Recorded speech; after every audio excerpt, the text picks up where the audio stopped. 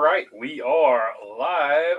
Kyle Larson wins the race. I picked the wrong Kyle in the pre-race. Kyle Busch does finish third, and of course, Christopher Bell with an absolute man of an effort to get it close there at the very end. I could have wrecked him, like we all saw it. He could have wrecked him, and that is the poll question.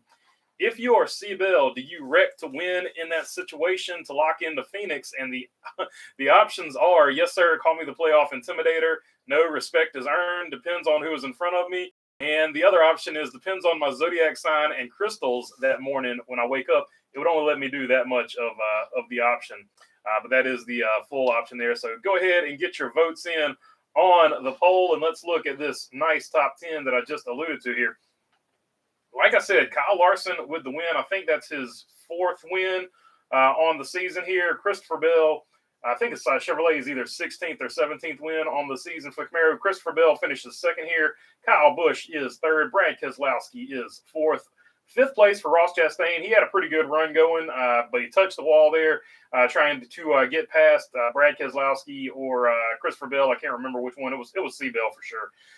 But yeah, that cost him his day. Ryan Blaney, solid day, ran good all day. I think he tried to make up as many points as he could.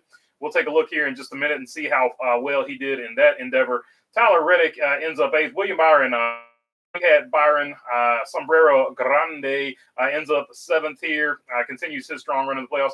Martin Truex finally gets a top 10 in the playoffs. There's only with 4 races left to go. Martin Truex Jr. Gets his first top 10. Denny Hamlin finishes 10th. Chris Buescher finishes 11th, but he had a horrible point today. We're going to, like I said, touch on that in just 1 second. Then you got Joey Logano, Bubba Wallace, Eric Almirola, and Daniel Suarez, who started basically dead last on the field today, ends up finishing 15th. Kevin Harvick, in his last trip to Las Vegas, ends up with 16th there. So let's take a look at the standings. Before this race, William Byron was plus 20 above the cut line. He is now plus 9 above the cut line. Before this race, Martin Truex Jr. was plus 15. He is now roughly around plus 14. Denny Hamlin, roughly around plus 14 or so. And then minus 16 below the cut line there to the championship there is Chris Bell. So he's only really like minus 2 to Denny Hamlin there. And then you got Tyler Reddick a little bit further back and Ryan Blaney a little bit further back. Ryan Blaney about minus, I want to say 14 or so. So, but yeah, Christopher Buescher, he's got quite the disadvantage there. He's in the 20s at minus 20. So the points really got shaken up there. Before this race, Kyle Larson was just plus 3 above the cut line. And of course, he locks himself in. Buescher was only minus 3. And like I said, he's at plus 20 just to get to the cut line now.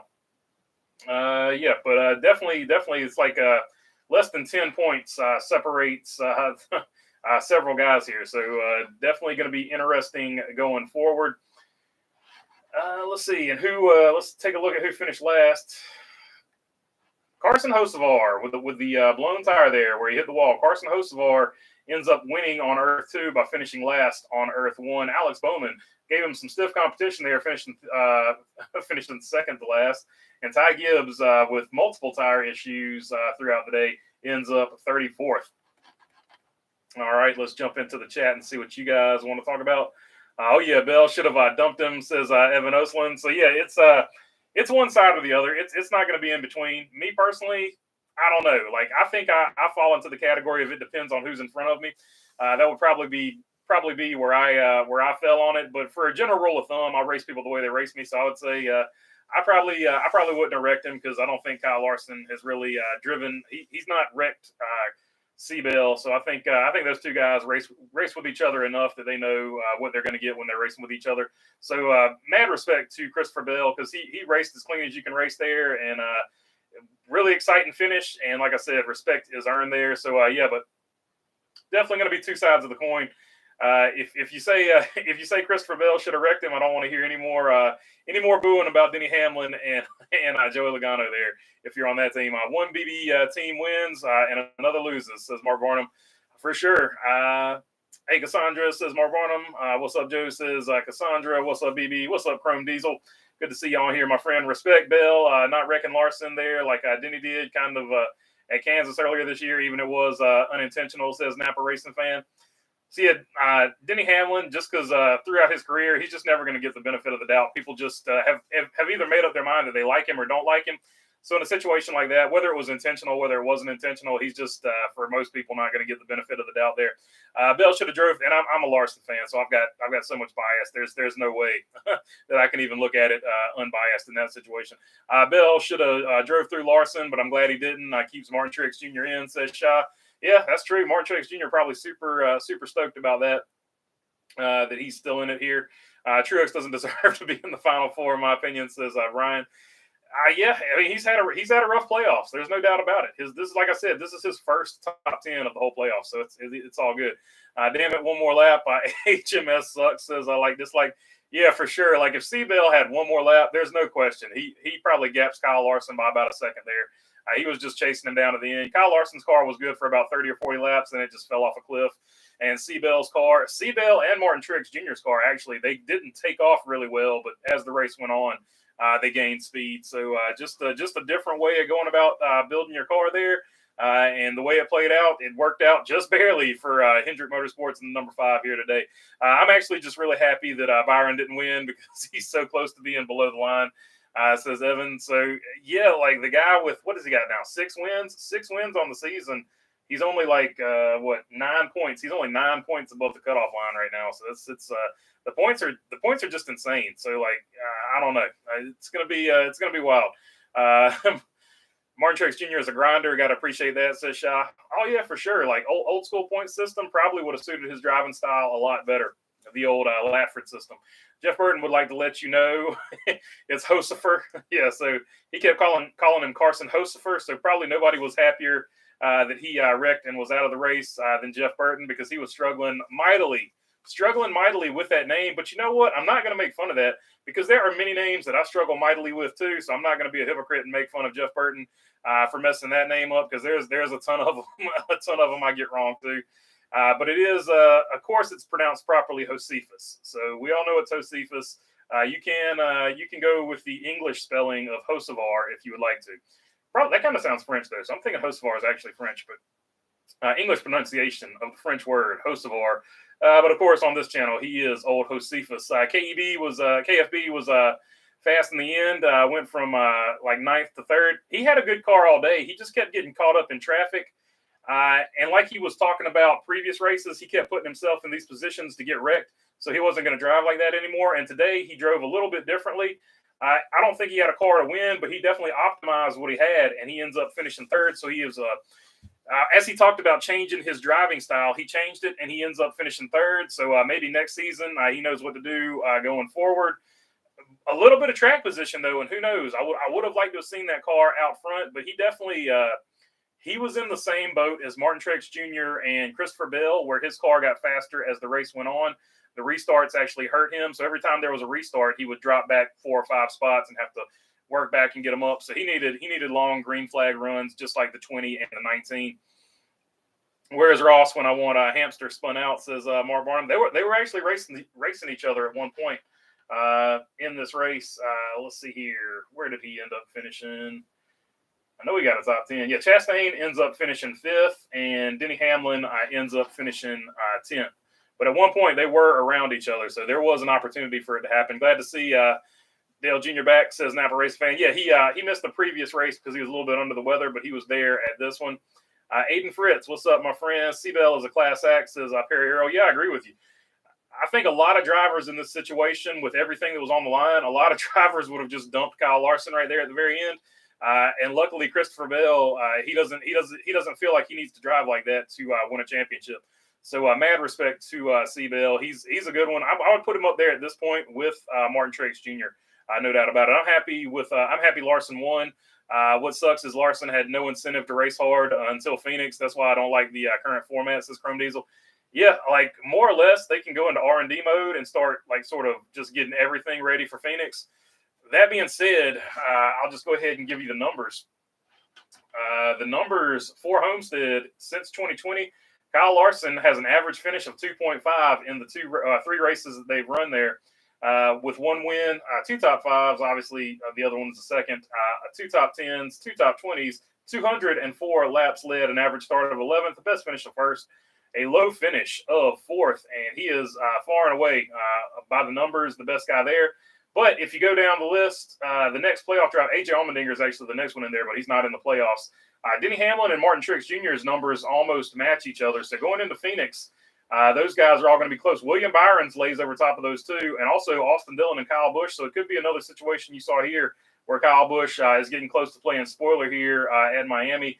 Ross Chastain, Chase Elliott, and Brad Keselowski would round out your top 10. Got to add in, actually, Michael McDowell would, because no. I was thinking AJ Allmendinger is just not in the playoffs. Sorry. So yeah, Brad Keselowski rounds out your top 10. 11th would be Clint Boyer though. Let's see. Darn, I was busy with family stuff and missed the end of the race. Howdy from the Great White North. Oh man, you got to catch the end of that race. It was so close. Robin Marks. Christopher Bell chased him down there at the very end, and he needed one more lap to get by him, but Kyle Larson held him off there. Threw a nice tidy block, just drove in the middle of the track, and any momentum Bell had, he would have to go either right or left, and that just killed his momentum. He couldn't quite get past him, but it was a great finish. No doubt about it. Larson ties, and much respect to Christopher Bell. He could have wrecked him. He didn't do it. Larson ties Rudd and wins with 23, says Napa Racing Fan. So there you go. That's crazy. God, that's crazy to me. So I don't know. I thought Ricky Rudd, A, had way more wins than that, but B, also it's crazy that Kyle Larson this early in his career has already tied Ricky Rudd. A different scenario to some extent, because Ricky Rudd didn't drive all that long for Hendrick, and he kind of did his own thing with his own team for a long time too. So not really apples to apples there.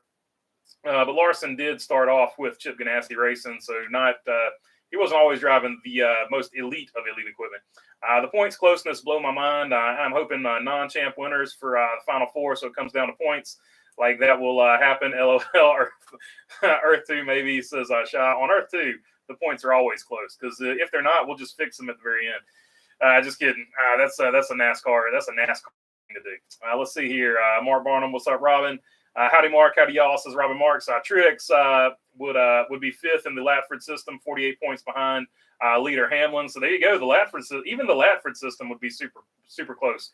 Because if you don't know, 48 points is kind of nothing in the Latford system. Points could swing quite dramatically as far as that goes. That's about a half a race in the Latford system.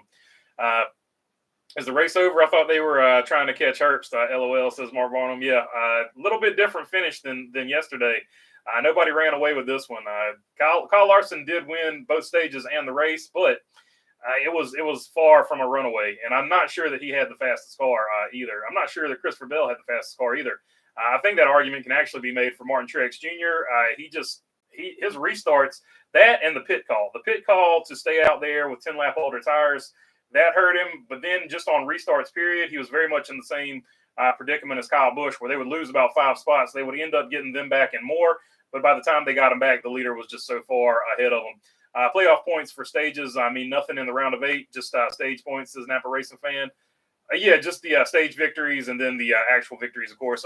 All Larson has to do is ride around the top at Homestead. He should go on a tear from here until Phoenix, says TJ Mooreshed. Yeah, for sure. So, yeah, if he can get another victory, that'll help a little bit if it goes to a tiebreaker or something like that, I guess.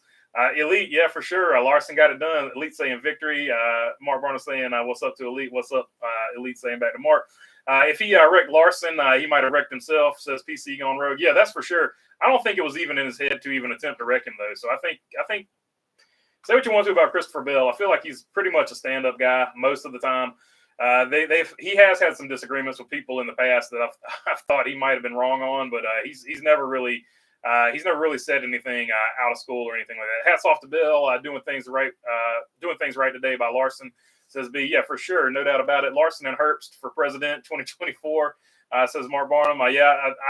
There's still people that go crazy nuclear when they hear Kyle Larson's name. So I don't know if that's going to be the ticket that wins. What a fun race, says B. Yeah, it was a great race for sure. Hey, BB, congrats, Kyle Larson. Thank you there, Mary Grubbs. Let's see. As happy as I am for Larson, I do agree with Chrome Diesel. Larson can just kick his feet up until Phoenix. One of the many flaws with this system. Oh yeah, like there's no end to the flaws in this system.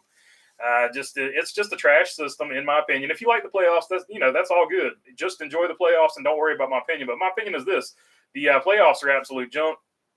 They do create excitement, but they don't really award the guy who had the best season, and that's my issue with it. As exciting as they can be, and as much fun as they are, it doesn't award a champion in the truest sense of the word champion. So it's kind of irritating from that perspective, and even people that are casuals kind of agree with that at this point. But it does create excitement, so you have to give credit where credit is due as far as it creating excitement. Bumblebee saying, "Hey y'all," and what's up to Elite? And Elite saying, "What's up back?" Do you think NASCAR tells the non-playoff teams to let playoff teams pass instead of fighting for position? They don't say just let them pass, but they definitely put an emphasis on them to race them clean. Don't race them super aggressively. That being said, depending on the driver, like you saw Ross Chastain, he went 3 wide. It's not going to affect the way he drives at all. So some drivers, it's not going to affect the way they drive at all. So some drivers, it's in one ear and out the other. Some drivers do abide by it, and they give other drivers extra room that they wouldn't normally get them. So I think it is questionable on NASCAR's part to come in there and say something like that, though. I will say that you should just let the drivers drive. It's your playoff system. It shouldn't have to be coddled like that. So you need to fix the playoff system. You don't need to tell the drivers how to drive. I will say that. Let's see. Is it just me, or does it feel like NBC wants us to care more about the points, the race, than the race itself? Sometimes, a lot of the time, says Napa Racing Fan. Yeah, they talk about that quite often, but they don't talk about the owner's points, and they don't talk about the manufacturer's points, which is only a 74-point deficit right now between Chevrolet and Toyota. And I want to say, where was my? I had the numbers here somewhere. I want to say Ford's not super far behind. So, yeah, 1184 for Chevrolet, 1108 for Toyota, and 1096 for Ford before this race. This is before this race. So the points before this race were actually pretty tight. So still anybody, Toyota could go on a run, or Ford could go on a run, winning several races, and it could go their way. But if you want the numbers breakdown, let's see here. Chevrolet has 16 wins. It'll be 17 wins with Larson here. Toyota has 9 wins. They're minus 76 before this race. And Ford has 7 wins and minus 88 before this race started. So they could go on a run here and hopefully tighten it up. But it looks like it's going to be Chevrolet's as it goes to the finish here for the manufacturer's title. The owner's points, Chase Elliott didn't do himself any favors here. He started this race basically the 8th out of the 8 remaining cars here, and he ended up finishing like 32nd or something in this race. So he didn't do himself any favors for the owners.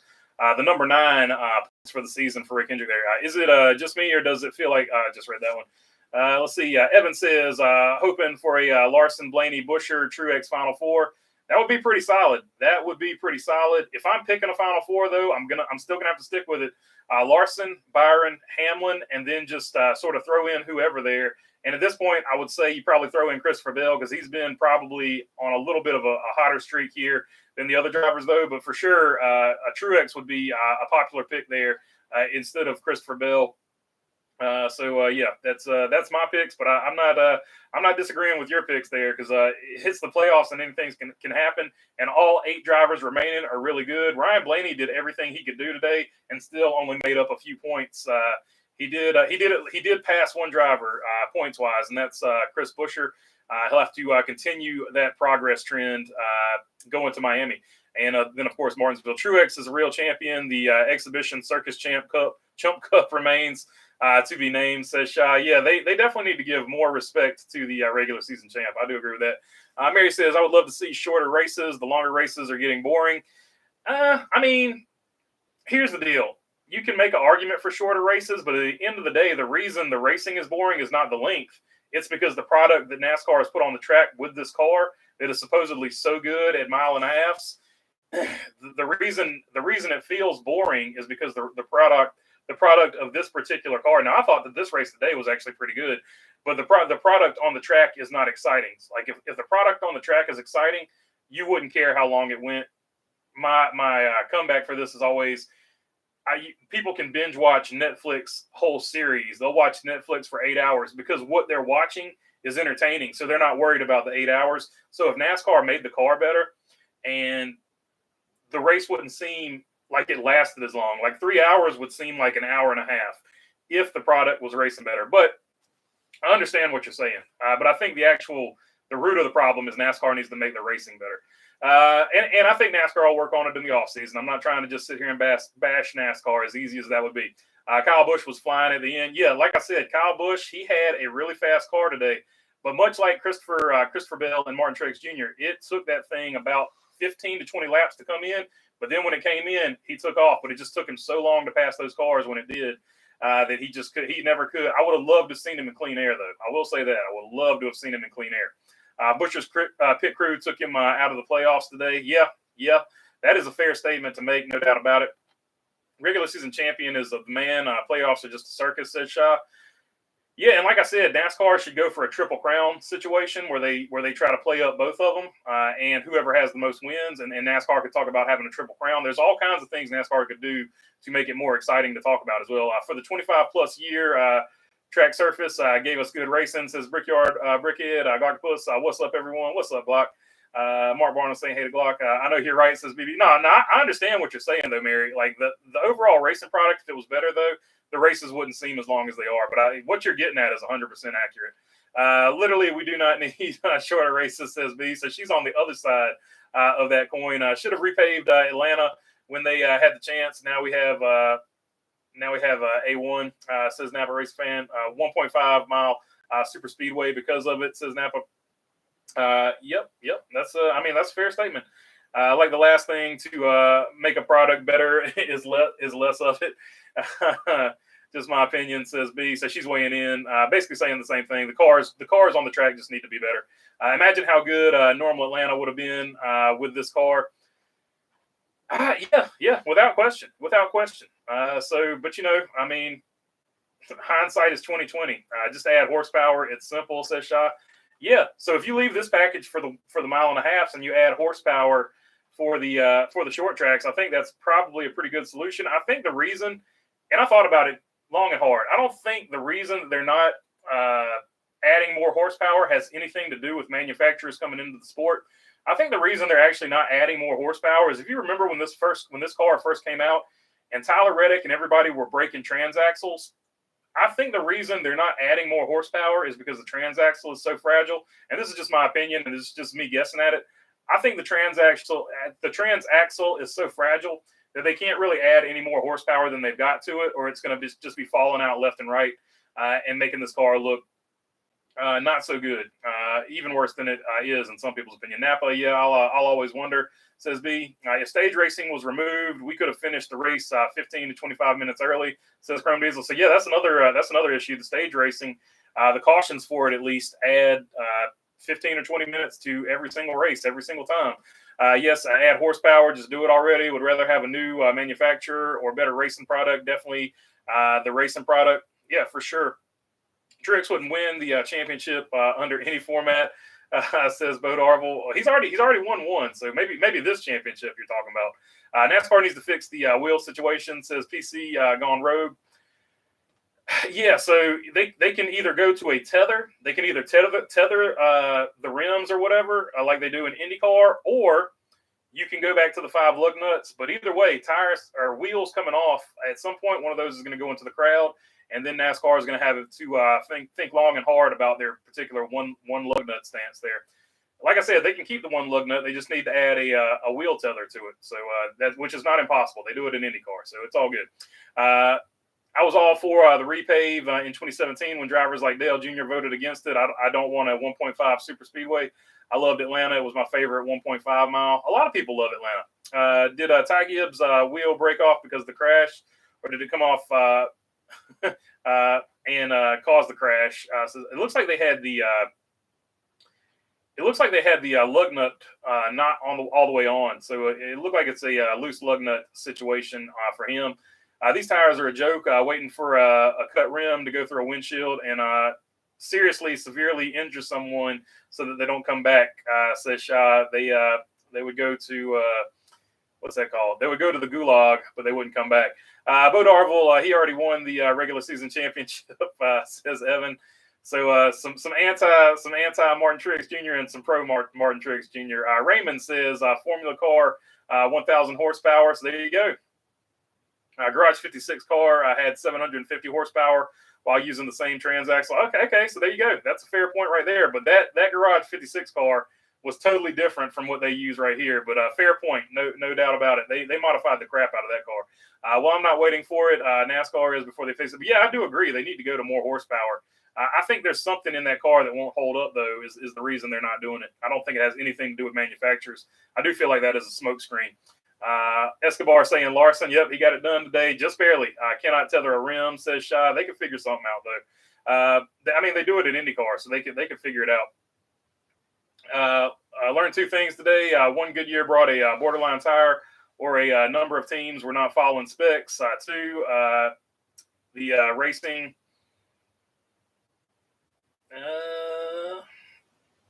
I don't know what part two was, but yeah, the tire was always tire was questionable.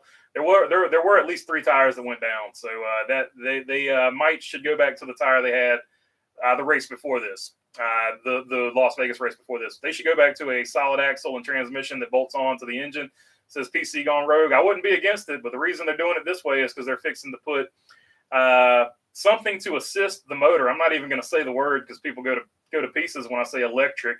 They're going to put an electric assistance motor in that car to go along with the V8. So all the sound and stuff like that will still be there. It'll just be a hybrid, but not in the sense that most people think of the word hybrid. It would be a performance hybrid, much like a Porsche, Ferrari, name them. All your supercars have that type of hybrid in them right now.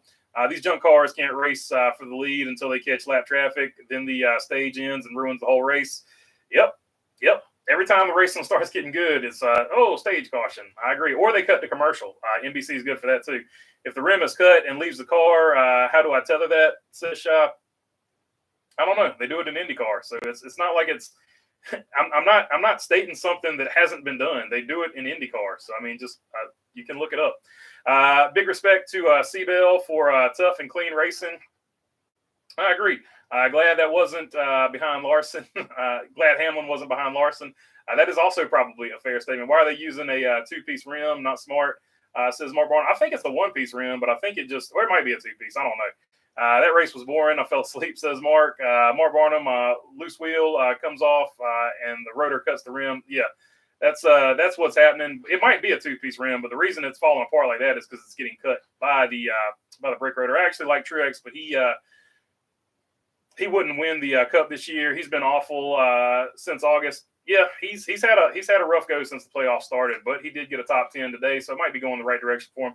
NASCAR is the only one having problems with the single lug nut, says Mark. I agree. I don't disagree with that at all. Spin and win, says live free.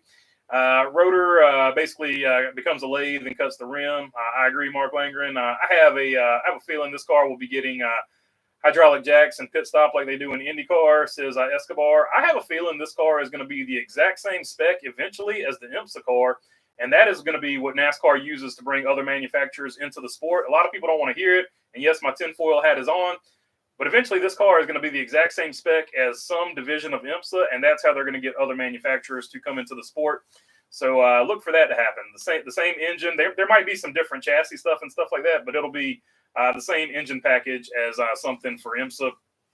And that's eventually how you're going to get a team to come to race both NASCAR and IMSA. They should have delayed this car. They thought they had a lot right with it when they did not. Safety is a big issue. Never stop improving on safety. They took a step backwards in that regard, says Napa. I don't disagree with you at all. I feel like they probably rushed this car quite a bit.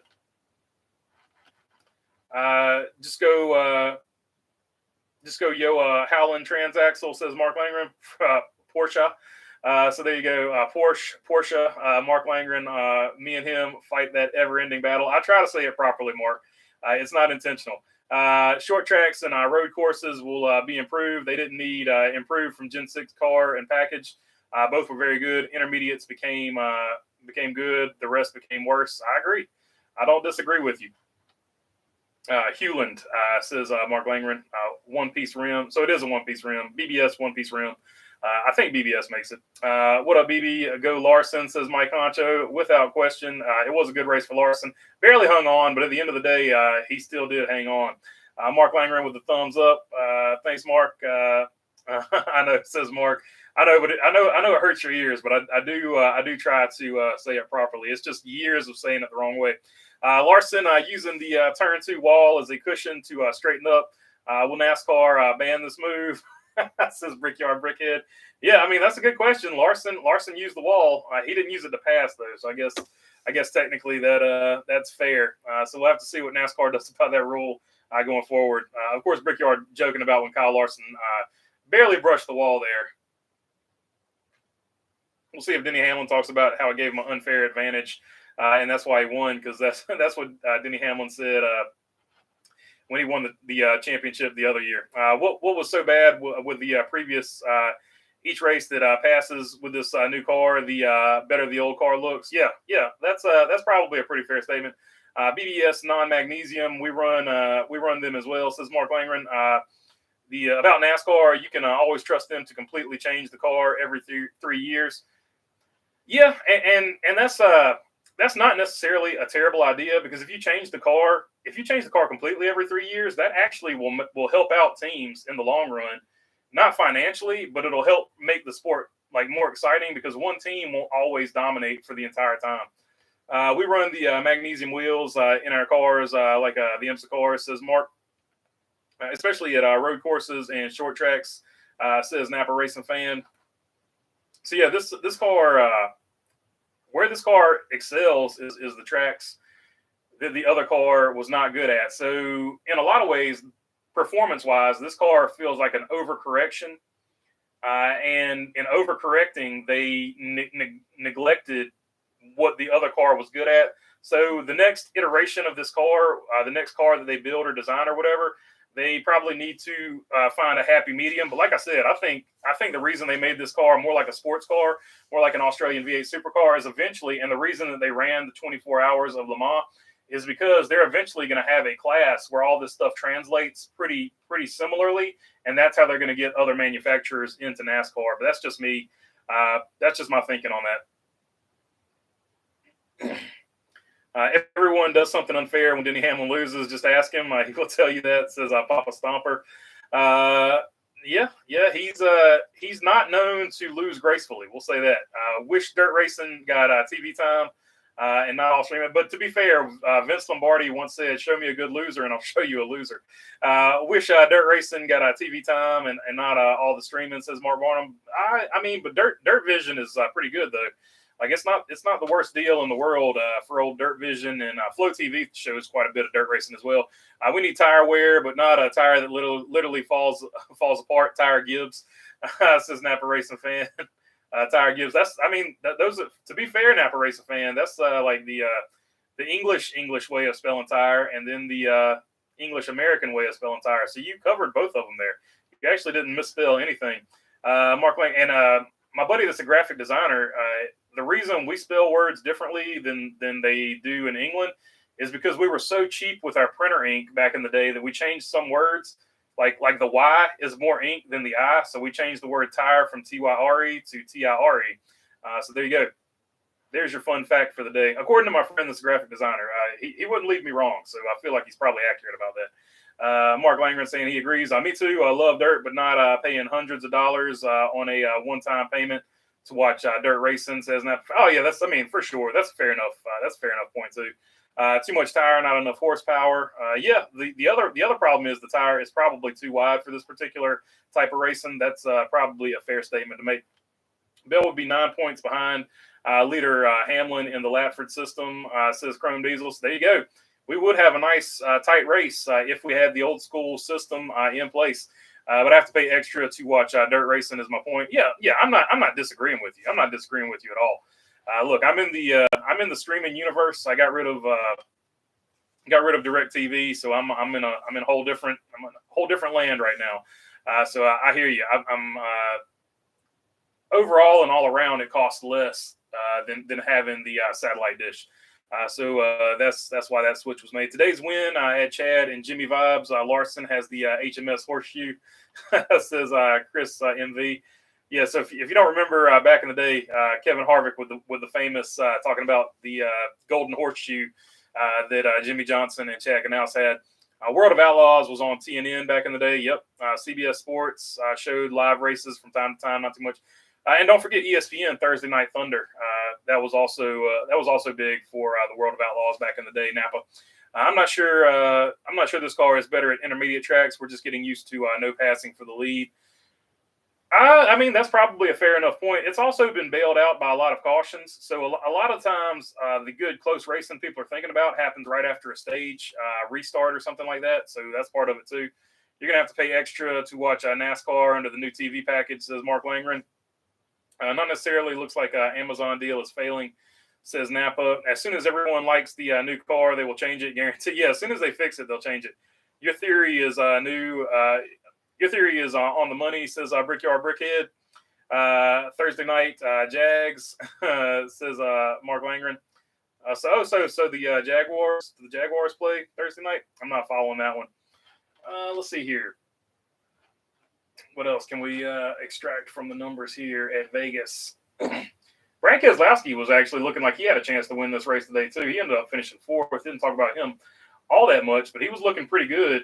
Unfortunately, Chris Buescher, the driver that needed to be up there scoring those stage points and stuff like that, he ends up finishing lower than Keselowski. So sort of a flip on the season. I swear NASCAR hates the fans, drivers, and owners, says Shy. I don't know that they hate them so much as they just ignore them and completely just disregard what they have to say. Jaguar 220 races on ESPN. Okay, so the Jaguar 220 races on ESPN. I don't necessarily remember that. I remember what was it called? Speed TV, the Speed TV World Challenge, and Australian V8 Supercars, World Rally Championship, and something else. But those are the ones that I used to watch back in the day. NASCAR loves to torment everyone, says Shy. LOL. Yeah, there's no doubt about that. We do have a poll question up. Let's see where we're at with it. With 61 votes on the poll question right now. Yes, sir. Call me Playoff Intimidator. At 19%, no respect is earned at 47%. Depends on who is in front of me is at 31%. Depends on my zodiac sign and crystals when I wake up that morning is at 3%. And the question, of course, is if you are C-Bell, do you wreck to win in that situation to lock yourself into Phoenix? Let's see here. If I paid for streaming to stuff I watch, I would be twice what I pay for my dish, says Mark Barnum. And wreck them all. It wasn't for me for whatever reason. What I'm doing. I got Sling TV, and it's like I forget, but it ended up being like way cheaper. Wreck them all, says Sha. Brad is a long shot for the title under the Latford system by 117 points right now, says Chrome Diesel. NASCAR IMSA car theory right on the money, says Brickyard Brickhead. Okay, I got you. Yeah, that's what I'm thinking too. Like I'm thinking that's what they're doing to line it up, and that will just make it an easier transfer for different manufacturers to get into the series. NBC shows motocross and supercross, which is good, says Mark Barnum. Yeah, they have amped that up quite a bit. MAV TV shows a lot of stuff too. NASCAR is wreck to win is okay, says Mark. Glad Larson won. We all know which YouTube content channel saying he's not clutch. LOL, says OJ and Toothpaste. I don't remember who said he's not clutch, but I'll have to go look that up. Let me know who said he's not clutch. Like I can't troll him or anything like that because that's against terms of service. But I hadn't heard that he's not clutch, so that's interesting. Imagine having a business that grows for decades and you start making changes and it slowly dies, but you never once considered going back to what worked. That's NASCAR, says Bo Darwell. Yeah, that's probably a pretty fair statement there, Bandit. I love motocross and supercross, but especially MotoGP. You never know when it's on.